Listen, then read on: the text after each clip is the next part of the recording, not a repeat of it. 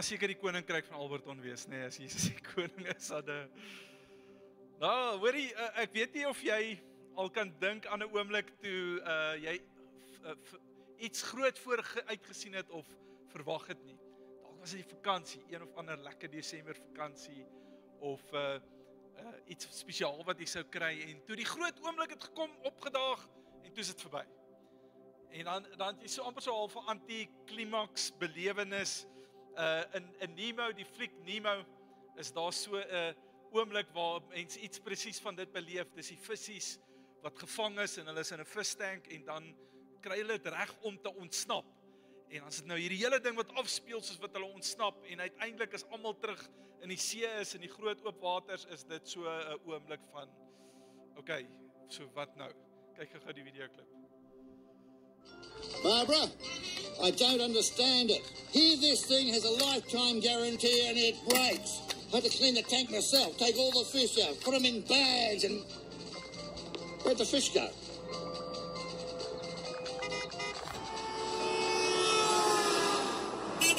Come on, Pete! Come on, you got it, that's it. Just a little You further. can do it. That's the shortest red line I've ever seen. Come on, Peach. Oh.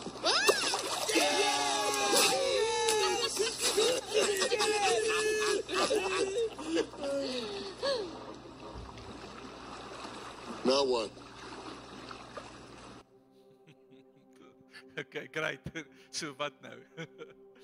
Ons is nou net deur Paasfees. Dis hoekom ek vir hierdie video speel. Ons is nou deur Paasfees en dit was incredible. Reg oor Doxdeo, oor die verskillende kampusse oor die wêreld het ons 'n rekord opkoms gehad, 'n rekord hoeveelheid mense wat hulle harte vir die Here gegee het. Was incredible. Iemand dan ook vir my gesê, hoorie, Paasfees het regtig net my hart geraak en dis al vir ons die Here vertrou het en gebid het. Ons het persoonlik beleef, wow, jy weet die Here het vir ons iets kom doen en hierdie jaar, nie net 2000 jaar terug nie. Ons wou dit beleef as 'n realiteit en jy het dalk 'n great Paasnaweek ook gehad saam met ons en maar dis nou verby. Jy weet, so dis die grootste dag op die kalender en die een waaroor ons mees opgewonde raak en is ook maar die Sondag reg oor alle kerke wat die grootste opkoms het, is daai betrokke Vrydag en Sondag dan maar dan nou wat? Nou. En ek wonder net voordat ons uit Paasfees uitbeweeg en begin fokus op wat ook al volgende kom, vat ek 'n oomblik net en ek wonder of dit nie 'n klein bietjie is wat die disippels beleef het, daai wat nou oomblik na Paasnaweek. Nee, so vat net gou weer oomblik en dink net gou weer deur die verloop van gebeure. Dis Vrydag gewees. Hulle is deur die trauma van Vrydag, onthou hulle weet nie van Sondag en wat kom nie. Dis vir hulle dramaties. Dis geweldig dramaties. Dis hulle geliefde rabbi, hulle leermeester, meeste van hulle het nou al ontdek en die openbaring gekry, hierdie is die seun van God, is dood. Dis die trauma van Vrydag, dis die hartseer van Saterdag. Jesus is in 'n graf. En hulle hang nou maar rond en nou is dit soort van daai, jy weet, is jy kan amper nie glo, hierdie is waar ons is nie. Dis amper daai ontkenning en dan die verrassing van die Sondag, nee, as Jesus opstaan en daai belewenis en so probeer jouself in hulle skoene sit. Hulle is in 'n boefretrek by mekaar. Die deure van die boefretrek is gesluit en die disippels sit daar en hulle gesigte is so half jy weet nog steeds in ons kan nie glo hierdie het gebeur nie. En dan die volgende oomblik is Jesus tussen hulle. Nou kyk, daai het alweer goed gebeur. Jesus het op die water geloop en dan dink hulle hy's 'n spook en dan is dit nie 'n spook nie, dan is dit Jesus en so jy weet, as ek dink hulle was al 'n klomp goed gewoond geweest, maar nogtans, hulle het Jesus sien 'n wrede dood sterf aan 'n kruis. En nou is Jesus hier, hy staan tussen hulle, hy sê vir hulle shalom, hy sê vrede vir julle.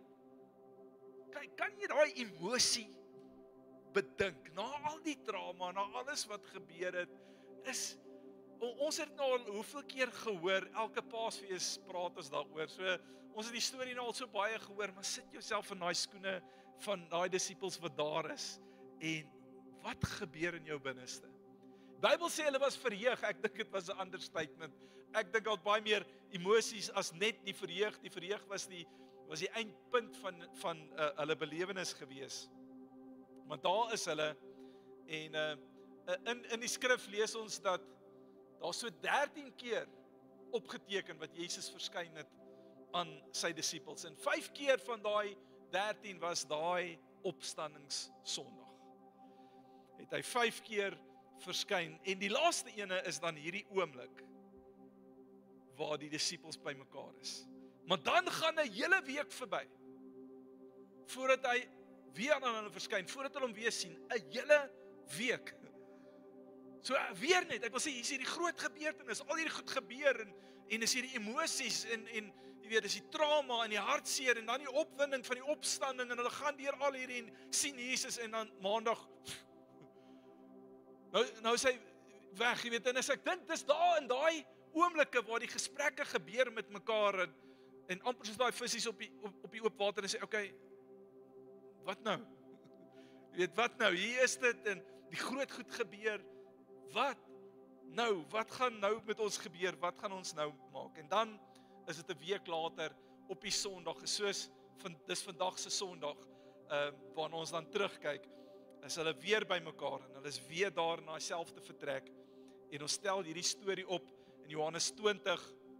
Hierdie keer is Thomas saam met hulle, die vorige keer was hy nie.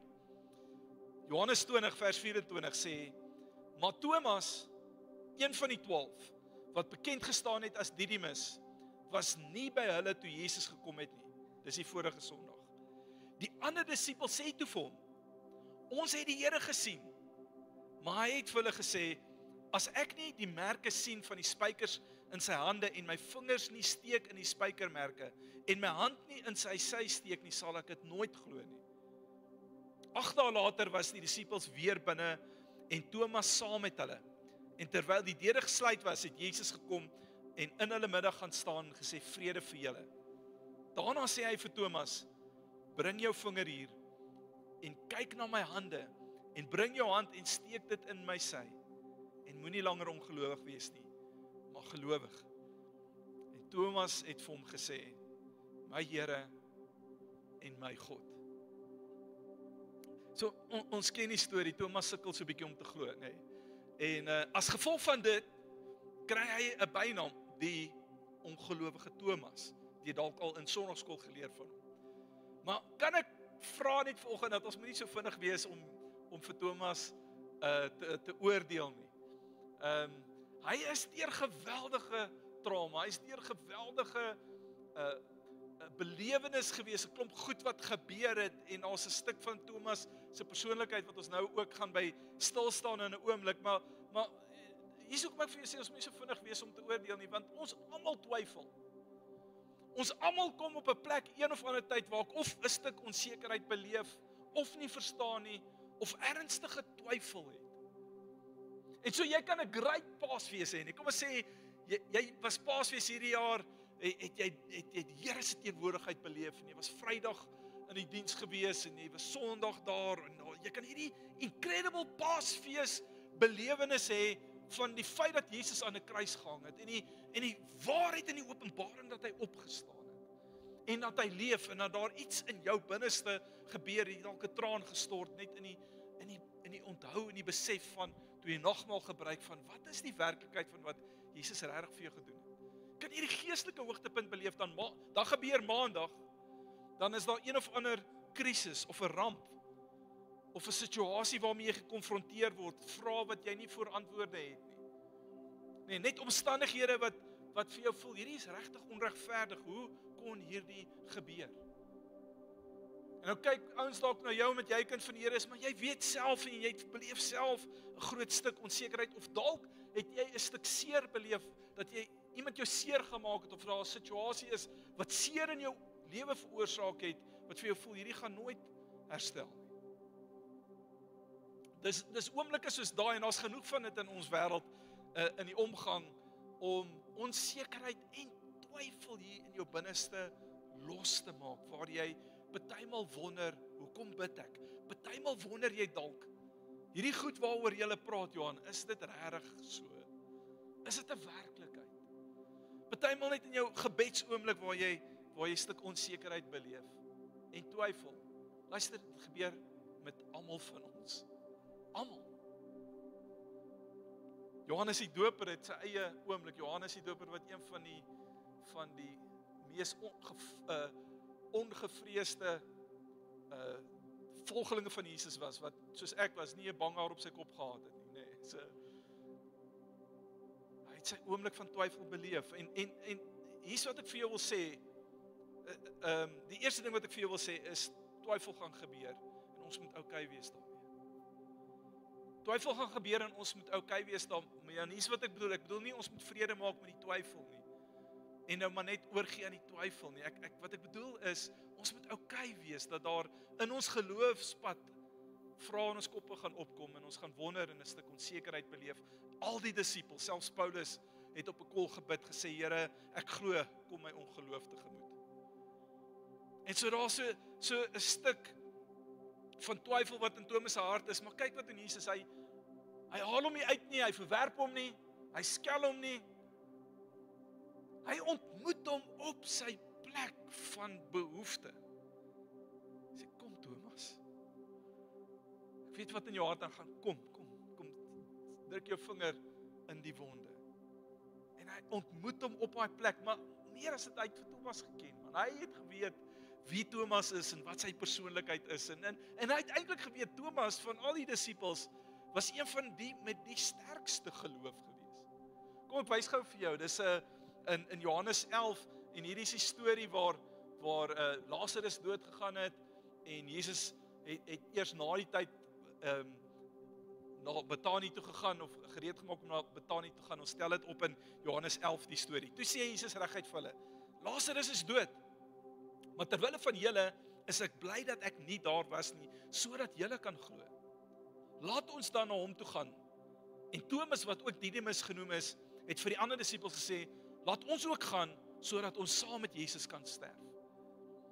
Nou, dis nie een of ander pessimistiese stelling wat hy daar gemaak het nie. Die disippels het geweet, luister, as ons Jerusalem toe gaan, daar's klomp onrus. Hulle kon die situasie lees, hulle het gehoor wat die Jode en die geestelike leiers, hulle die stories gehoor loop. Hulle het begin vrees vir hulle lewens, hulle het geweet, moeilikheid is op pad.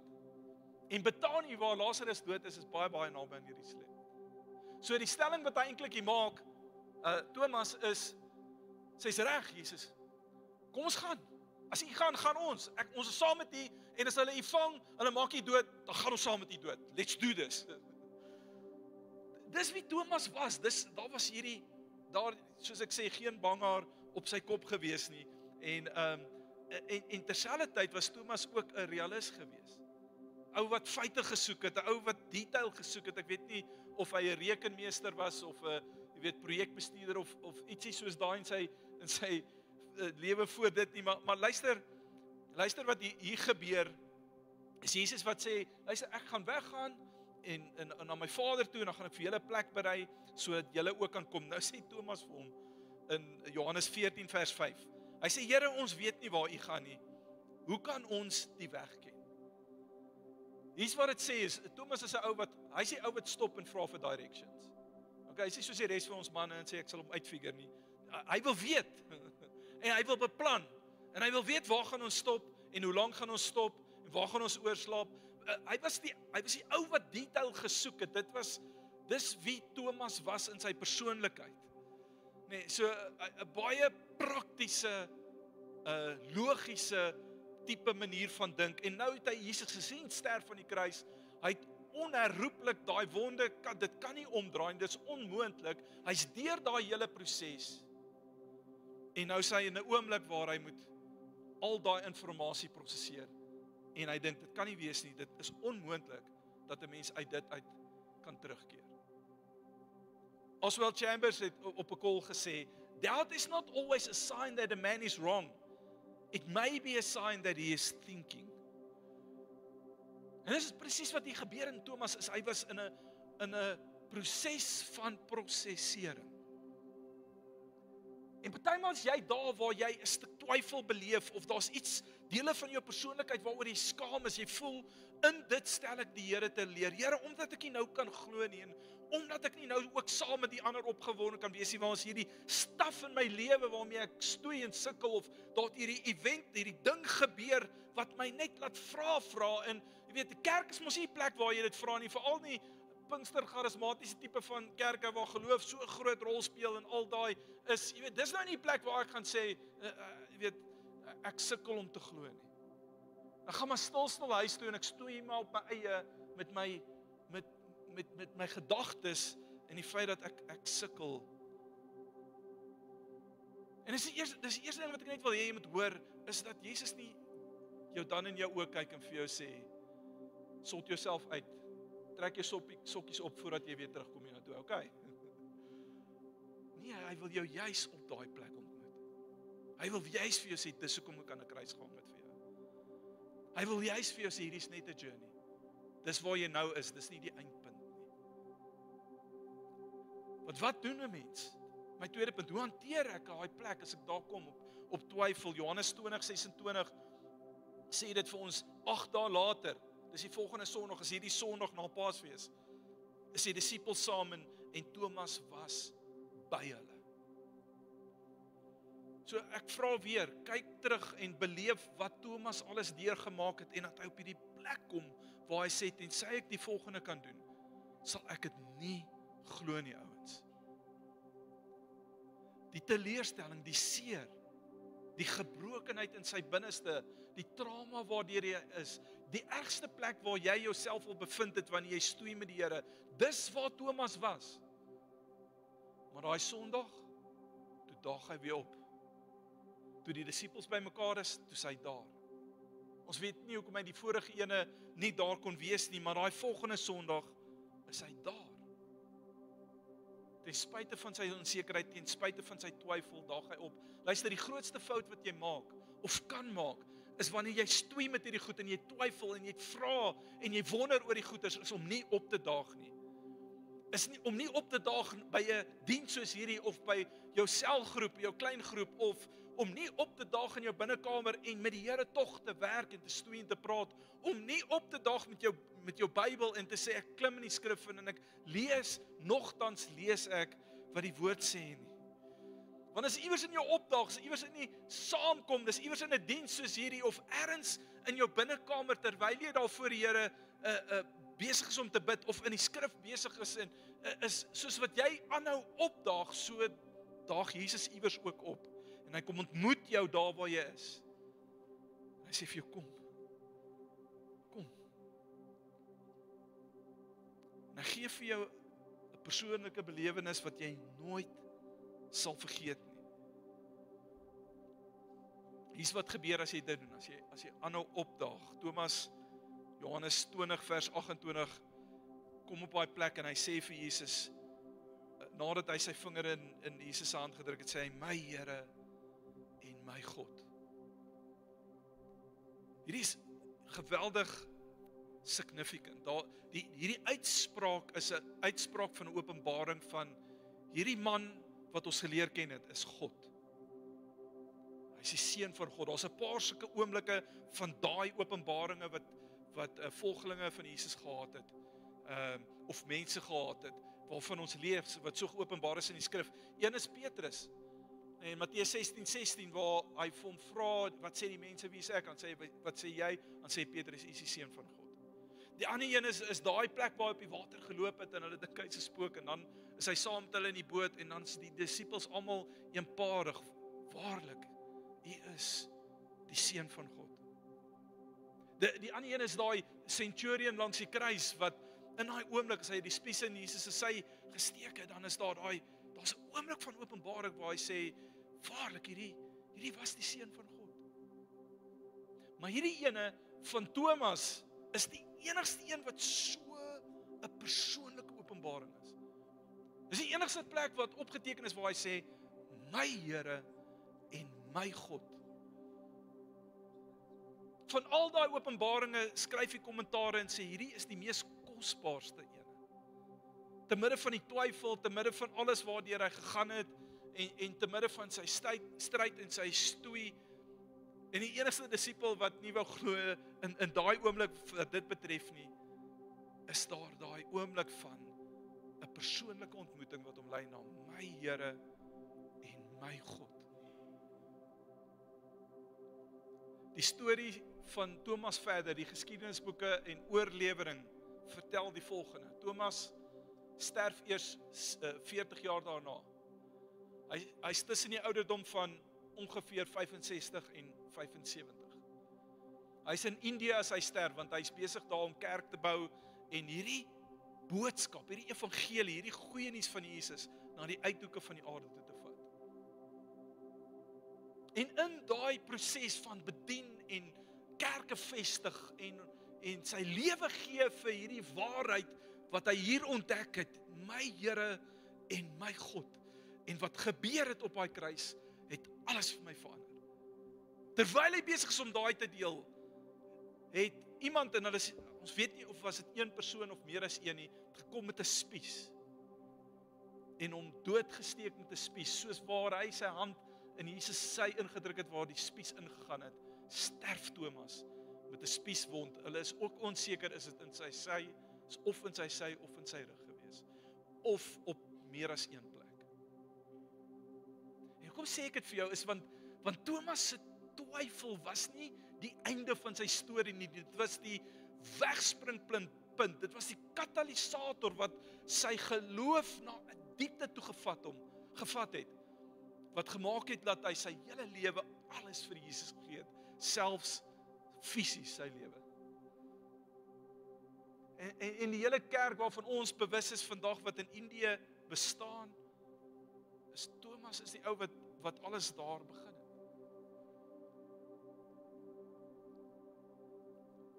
As jy aanhou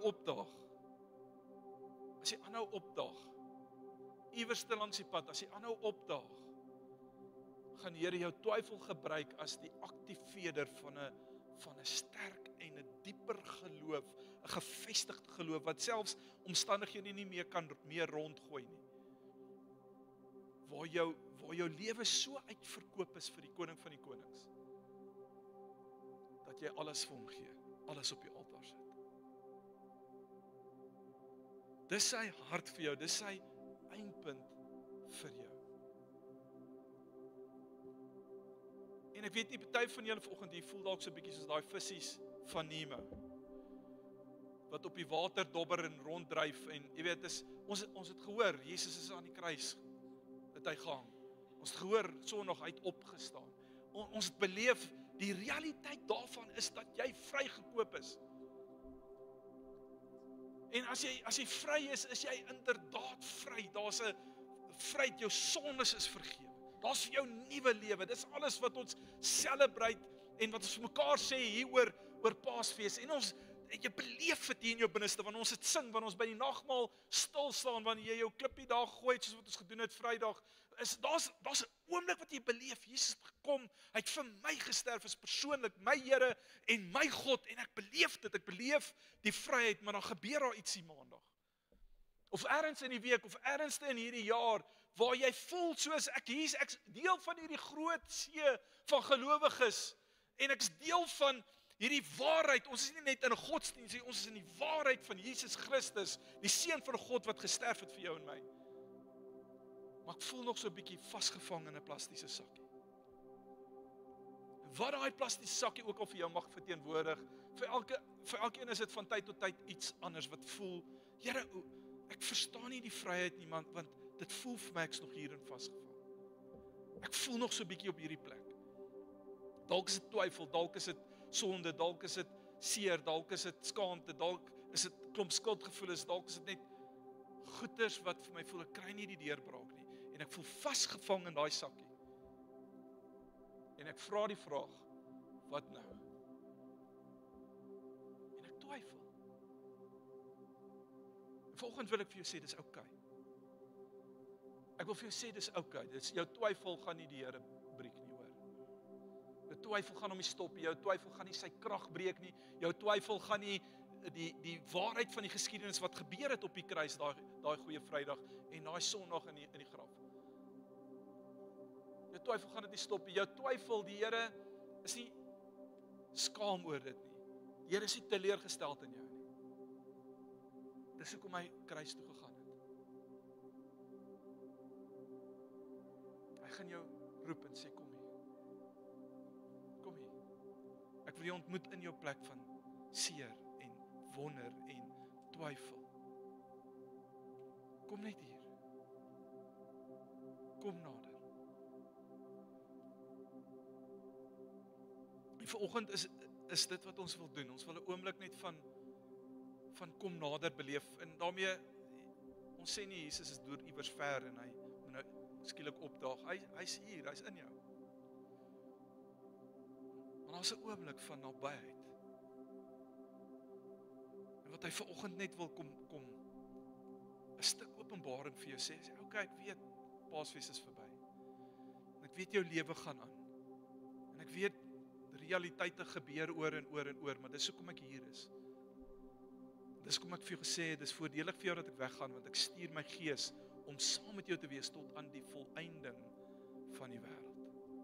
Ek het jou nie alleen gelos nie. Ek sal jou nie begewe nie, ek sal jou nie verlaat nie. En ons het nie die voorreg soos Thomas hulle om fisies die gekruisigde hand van Jesus vas te hou nie. Maar tog, deur sy gees steek hy daai selfde hand uit na jou.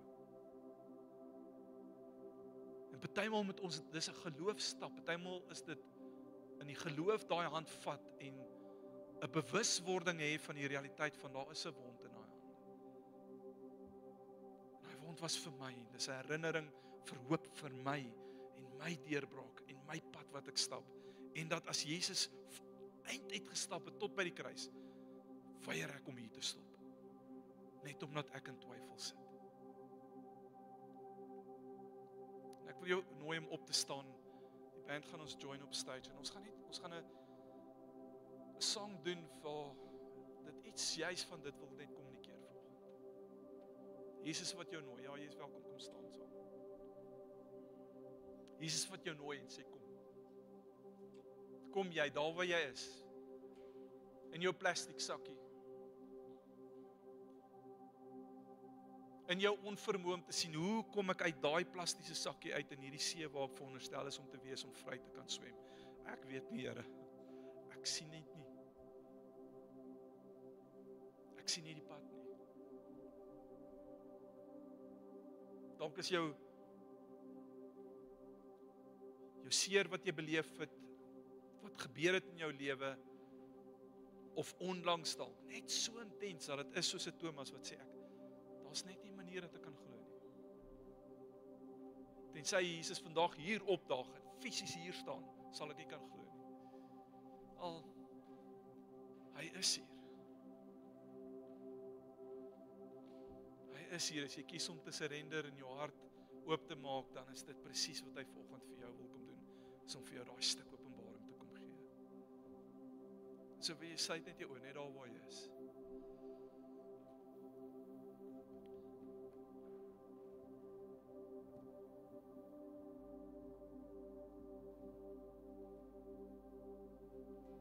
As jy op daai plek is vanoggend waar jy dalk 'n stuk twyfel beleef soos 'n Thomas, dalk vasgevang voel in 'n plastiek sakkie op 'n groot oop see. Ek kan jou hoor. As jy sit op 'n plek waar jy nie antwoorde het vir die goed wat gebeur in jou lewe nie, as jy stoei met goed wat jy voel, Here, hoe is dit regverdig? Waar was U in hierdie oomblik? As jy enigstens op daai plek is net van onsekerheid. Is die een ding wat jy moet doen is opdaag en jou manier van opdaag, jy het opgedaag en jy is hier en well done. Maar 'n ander manier van opdaag Ja, jy is op MD. Kan jy my hoor? dit uit te spreek is, want Okay, Thomas het dit uitgespreek. Tiaan, kan jy my hoor? Vir sy broers gesê, manne, dis waar ek is. Ek sukkel nie meer. Volgende wil ek jou vra, net al wat jy hoef te doen is, steek net jou hand op en sê, ek is daar. Ek is daar op 'n plek van onsekerheid, ek is daar op 'n plek van twyfel, ek is daar op 'n plek van stoei en nie antwoorde hê nie en wonder en ek is daar, oral is hande wat opgaan. Dalk steek jy vanoggend jou hand op en sê,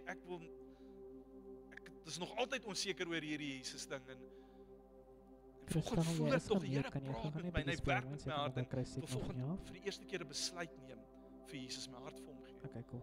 Jy steek ook net saam met ons, steek jou hand op en sê dis ek. dis ek. Here, ek bid vir elke een wat hier staan en hand op het en reageer op 'n stuk woord, Here, wat langs Thomas kom staan en sê, Thomas, ek weet hoe jy voel. Weet hoe jy voel, ek voel nou so. Hoor wat die woorde was van Jesus vir Thomas. Thomas, jy glo omdat jy gesien het. Salig is hulle wat glo omdat hulle nie gesien het. Jesus is so getrou, hy kom ontmoet jou hier vandag. In 2025 op dieselfde Sondag kom ontmoet jou op dieselfde plek waar jy was, waar jy is, waar Thomas was 2000 jaar terug. En Jesus sê, ek is hier vir jou. Hy sê, ek is hier, kom nader, kom beleef my, kom ervaar my werklikheid. Laat toe dat die Heilige Gees in hierdie oomblik daai waarheid vir jou openbaar.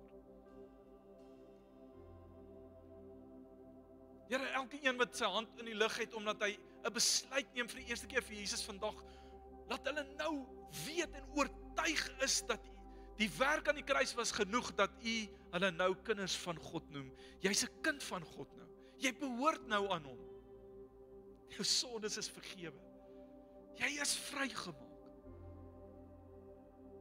As dit jy is, begin jy net vir die Here dankie sê, jy 'n glimlag op jou gesig en sê vir die Here dankie, want dis verniet. Die Here gee sy genade ten volheid verniet vir jou. As jy hier staan en jy sê, ek het dit al gehoor en dit voel nie of ek vry is nie,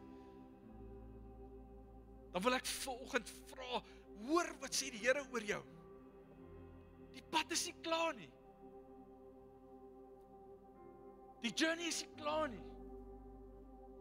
En wat jy beleef as 'n sakkie wat jou inhou, is vir my niks nie.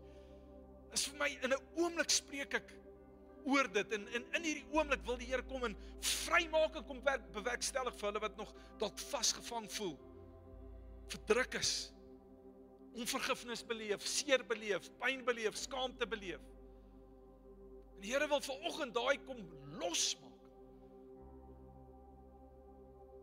En vir party is dit 'n pad. Vir party is dit soos 'n Dawid wat sê, ek stap deur hierdie dal, en is 'n dal van doodskade, en ek weet ek moet hier deur. Maar ek sal nie vrees nie.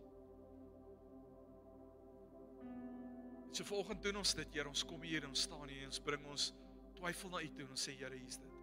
En hier is wie ek is. En ek lê dit voor die voete neer en ek is so dankbaar. Dis nie my twyfel nie, maar dis U getrouheid. Dis U getrouheid en U liefde en U genade en U volmaaktheid en U onskuld wat my toevou en wat vir my 'n pad oopbaan en 'n weg oopmaak na die Vader.